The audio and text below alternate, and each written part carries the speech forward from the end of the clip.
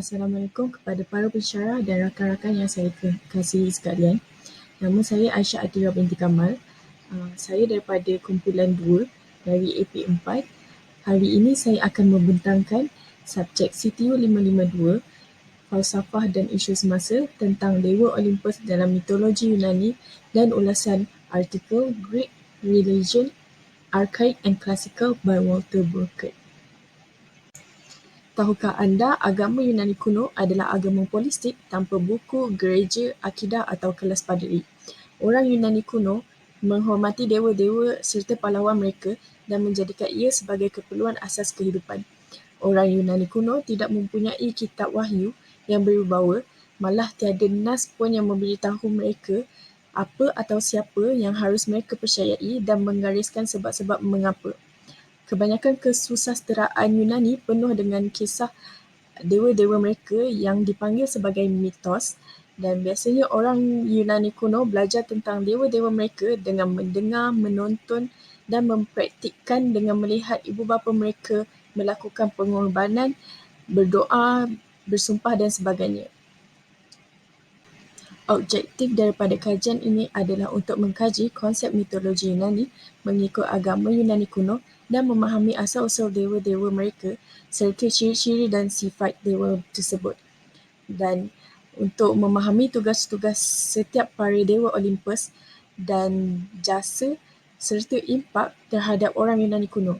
Kajian ini dapat dilihat daripada peristiwa-peristiwa serta penyembahan ritual orang Yunani kuno untuk memuja para dewa menurut agama Yunani kuno. Secara keseluruhan, rumusan kajian yang saya perolehi daripada tugasan 1 ialah tentang Zeus. Konsepnya adalah dia adalah dewa atau Tuhan yang terkenal dalam mitologi Yunani sebagai raja kepada para dewa-dewa yang tinggal di Gunung Olympus. Dia juga dikenali sebagai Mushtari, dan Zeus juga adalah dewa syurga dan guru. Kemudian dia juga disebut sebagai dewa keadilan dan undang-undang. Dia disifatkan sebagai peti kilat yang dengannya Zeus mampu menghilangkan dan memusnahkan musuhnya. Kekuasaan guru pula adalah untuk menunjukkan kemarahan terhadap mereka yang ingkar terhadap Zeus, manakala simbol kekuatan pula digambarkan melalui tongkat dan mahkota yang dimiliki oleh Zeus. Tugas Zeus adalah untuk mengawal keadilan dan berkuasa di langit. Dia juga mampu menolong ahli keluarganya daripada ditelan oleh bapanya yang pentingkan kuasa semata-mata, dan dia juga menghukum mereka yang melakukan kesalahan dan kejahatan, dan dia juga mampu memanjangkan usia manusia yang baik dan membantunya.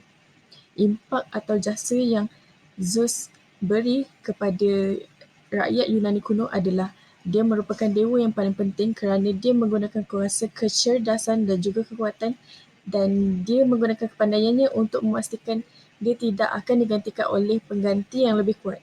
Dan dia juga mementingkan keadilan, dan dia memberikan hak dan keistimewaan kepada tuhan-tuhan lain sebagai balasan ke atas kesetiaan mereka kepadanya. Rumusan kajian tentang Poseidon pula ialah Poseidon merupakan dewa laut Yunani. Dia juga dikenali sebagai Neptune. Orang Yunani kuno kebanyakannya percaya bahawa Poseidon mengawal gelombang yang terhempas, dan dia juga adalah raksasa, dan kebanyakan daripada mereka menyembah kepada Poseidon agar mereka terselamat dalam pelayaran laut. Poseidon kini dikenali sebagai dewa laut, tetapi pada zaman Yunani kuno terdahulu dia dikenali sebagai dewa bumi, bahkan dewa langit yang tertinggi. Sifat Poseidon dalam keadaan emosi yang tak baik, Poseidon akan melakukan kebanyakan kerosakan dan kehancuran. Dia akan menggunakan trisulannya untuk menyerang tanah dan menyebabkan gempa bumi, banjir dan gelombang ombak yang mengakibatkan banyak kematian orang Yunani. Tugas-tugas Poseidon adalah untuk melindungi atau membunuh nelayan yang dianggap sebagai ancaman. Dia juga mampu membuat gelombang pasang surut, ribut, pusaran banjir dan apa-apa sahaja yang berkaitan dengan laut, dan dia juga mampu mengawal gempa bumi, dan dia juga adalah pelindung kuda. Kebanyakan daripada orang Yunani kuno percaya bahawa dewa dan dewi mengawal alam dan membimbing kehidupan mereka. Dan Poseidon adalah dewa laut dan pelindung semua air. Orang-orang Yunani kuno bergantung pada air untuk bertahan hidup kerana ia sangat penting untuk makanan penghantaran dan perdagangan. Hera pula merupakan dewi pernikahan dan pelindung kepada semua wanita yang sudah berkahwin. Dia juga dikenali sebagai Juno. Hera merupakan anak kepada Kronos dan Rhea, dan dia juga merupakan kakak juga isteri kepada Zeus. Haiwan yang dikeramatkan untuknya adalah sapi dan merak kerana Hera digambarkan sebagai dewi yang penuh keagungan dan penuh hikmat. Hera amat menitik beratkan tentang keluarga dan monogami. Nilai belas kasihan serta sifat keibuannya semuanya ada padanya. Malah dia juga seorang pendendam dan juga kuat cemburu apabila dia dikhianati atau tidak dihormati, seperti suaminya yang sering tidak berlaku jujur kepadanya. Tugas Hera adalah untuk memelihara pasangan suami isteri, melindungi wanita semasa hamil dan melahirkan anak. Dia juga mampu memberkati atau murka perkahwinan, dan kesuburan bumi bergantung ke atas belas kasihannya. Impak atau jasa Hera terhadap orang Yunani kuno adalah dia menjadi pelindung wanita ketika melahirkan anak, dan dia diberi gelaran sebagai Elytia, iaitu Dewi Kelahiran. Wujudnya sastera dan karya-karya seni yang agung, sebagai contoh Barberini Hera yang memperlihatkan patung Rum Hera atau Juno. Kesimpulan bagi Dewa Olympus dalam mitologi Yunani adalah Zeus, Poseidon dan Hera mempunyai berlainan konsep, sifat, ciri-ciri serta tugas yang berbeza pada zaman Yunani kuno, dan kebanyakan daripada kisah-kisah para dewa ini boleh dijadikan iktibar untuk kita perbaiki diri kita dan juga negara. Pegangan agama dan kepercayaan kita mestilah kukuh dan seimbang di antara dunia dan akhirat untuk menjadi insan yang produktif serta intelektual. Seterusnya, saya akan membentangkan tentang ulasan artikel Greek Religion, Archaic and Classical by Walter Burkert. Tajuk penuh artikel ini adalah Greek Religion, Archaic and Classical, dan penulisnya adalah Walter Burkert. Dia dikeluarkan pada tahun 1985. Pertama kali ia diterbitkan dalam bahasa Jerman pada tahun 1977, lalu ia diterjemahkan ke dalam bahasa Inggeris. Ia mengisahkan tentang agama orang Yunani kuno dan mendedahkan tentang beberapa kisah kehidupan orang Yunani kuno serta agama yang mereka percayai. Kebanyakan daripada karya Walter Burkert ini adalah bersifat keagamaan zaman Yunani kuno. Walter Burkert adalah raksasa di kalangan sarjana budaya Yunani kuno, dan karyanya bergema di luar keilmuan klasik. Rumusan artikel ataupun isu yang dibawa oleh penulis dalam artikel ini adalah mengisahkan kehidupan dan mitologi Yunani kuno serta agama dan kepercayaan zaman Yunani kuno. Pelbagai ritual pengorbanan dan pembebasan yang menjelaskan kepercayaan Yunani mengenai penyucian serta menyelidiki inspirasi di balik kuil-kuil besar di Olympia, Delphi, Delos dan Akropolis serta membincangkan imamat, tempat perlindungan dan orakel. Perhatian yang besar diberikan kepada Tuhan masing-masing, kedudukan para pahlawan dan kepercayaan tentang akhirat, dan buku artikel ini diakhiri dengan penilaian mengenai sikap ahli falsafah klasik yang hebat terhadap agama.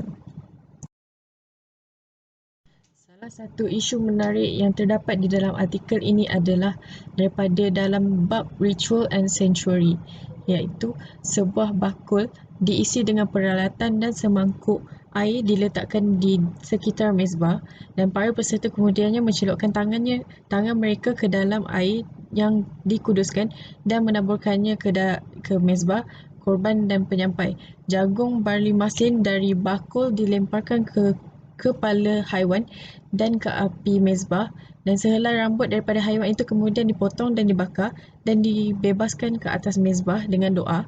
Setelah diumumkan, muzik seruling dimulakan dan haiwan itu dibunuh. Haiwan yang lebih besar dibunuh dengan kapak korban, dan kepalanya dipusingkan ke langit dan kerongkonnya dipotong. Setelah haiwan itu dikupas dan dipotong-potong, bahagian dalamnya dirasakan dan dibagi, dan bahagian dibakar di atas mezbah dengan dupa. Sekiranya bahagian dalam mempunyai bentuk dan warna normal, itu adalah petanda bahawa pengorbanan itu dapat diterima oleh para dewa. Terdapat beberapa kekuatan dan kelemahan yang terdapat di dalam artikel ini. Sebagai contohnya, antara kekuatan yang terdapat dalam artikel ini adalah struktur artikel ini rapi dan dapat dibaca oleh pelajar dan sarjana atau penuntut ilmu dan disambut sebagai artikel yang terbaik bagi mana-mana sistem agama politisme. Dan kelemahannya adalah sesetengah ayat ataupun istilah sukar difahami. Malahan ada juga bahasa pinjaman atau istilah daripada bahasa Yunani kuno yang perlu diterjemahkan dan mencari maksud untuk difahami dan didalami. Seterusnya, antara impak pengkaji terhadap isu artikel ini adalah dari sudut pemikiran, cara Walter Burkert berfikir lain daripada yang lain sehingga membuat ramai yang kagum akan penulisannya serta struktur karya-karyanya yang memudahkan para pelajar dan pendidik merujuk sejarah yang begitu sukar untuk difahami. Dan setiap apa yang beliau merangka, kesemuanya ada tujuan dan arah. Beliau mengatakan mitos dan legenda Yunani dianalisis untuk penjelasan biologi, penjelasan psikologi dan penjelasan sosiologi.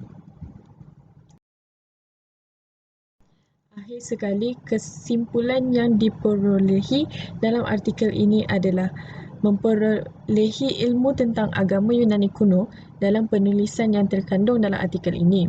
Selain itu, setiap cerita disertakan dengan contoh serta situasi dan teladan buat para pembaca dan penulis sangat teliti dengan struktur dan rangka di dalam karyanya.